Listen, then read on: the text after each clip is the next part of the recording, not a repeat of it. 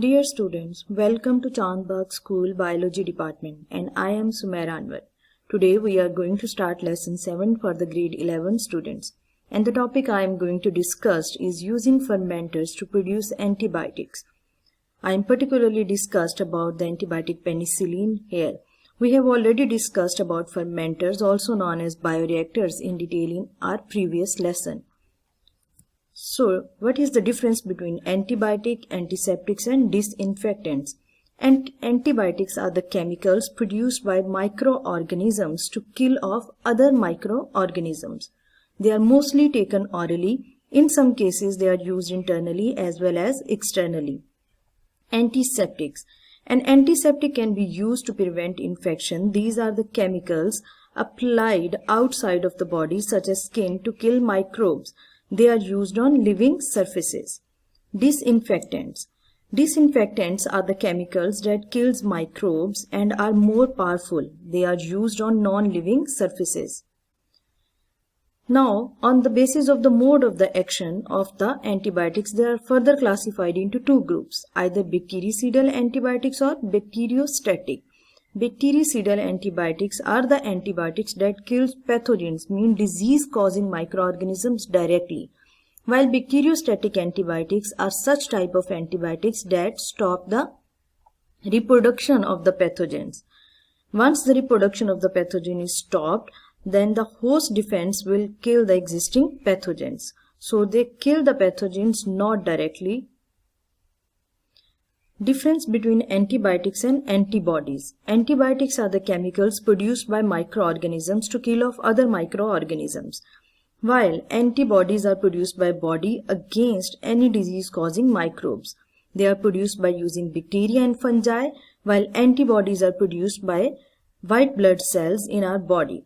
Examples of antibiotics include penicillin, ampicillin, while examples of antibodies include IgA and IgG. Antibiotic resistance. Antibiotic resistance is a type of drug resistance where microorganisms is able to survive exposure to an antibiotic.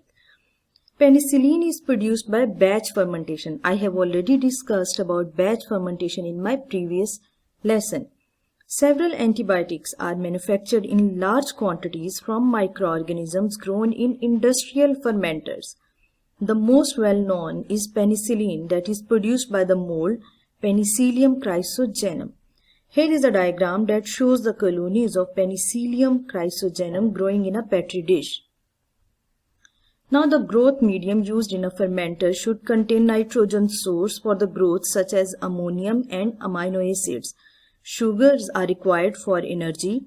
Mineral ions such as magnesium, potassium, sulfate and phosphate are also required for the growth of the mold. So growth medium added in the fermenter for the growth of the Penicillium chrysogenum. So a growth medium is mandatory in order to start fermentation. Other requirements for the fermentation to be carried out include penicillium respires aerobically. So air is bubbled through the broth to supply oxygen. The contents of the fermenter are kept at constant temperature between 20 to 24 degrees Celsius. pH of the content of fermenter is kept between 7 to 7.5. The content also kept at pressure that is higher than the atmospheric pressure. This prevents microorganisms from outside entering the fermenter and contaminating the contents. Starter culture. A starter culture containing the spores and filaments of penicillium is added to the fermenter. Once inside, the mold Penicillium chrysogenum multiplies rapidly so that its mass doubles after every 6 hours. Here is the diagram that shows the electron microscope diagram of the Penicillium chrysogenum. Hyphae and spores are shown here. Fourth condition, that is incubation. The mold only begins to make penicillin when it starts to use up the nutrients in the growth medium. This happens after about 40 hours of incubation and continues for several days. The penicillin is secreted out of the cells into the broth so that at the end of the incubation period, the fermenter contains a dense mass of cells, unused nutrients, waste products and penicillin solution. After the incubation is completed, the next step in the fermentation process in the production of penicillin is the filtration. The contents are then filtered to separate the cells from the solution containing the penicillin. After penicillin is filtered, it is extracted, and the extraction is performed by using a series of organic solvents. After extraction, crystallization is performed. Finally, it is redissolved in a solution of sodium hydrogen carbonate and allowed to crystallize out as a sodium salt of penicillin. This is a stable form of antibiotic which can be stored as a powder at room temperature.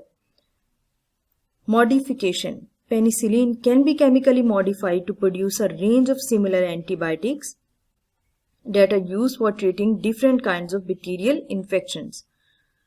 So, what you have to do, the written assignment, question number 1, name 3 nutrients that must be supplied in the growth medium used to culture penicillium for making penicillin. The second question, purified penicillin is normally taken orally by mouth. The crystals of the drug are enclosed in a capsule for the distribution.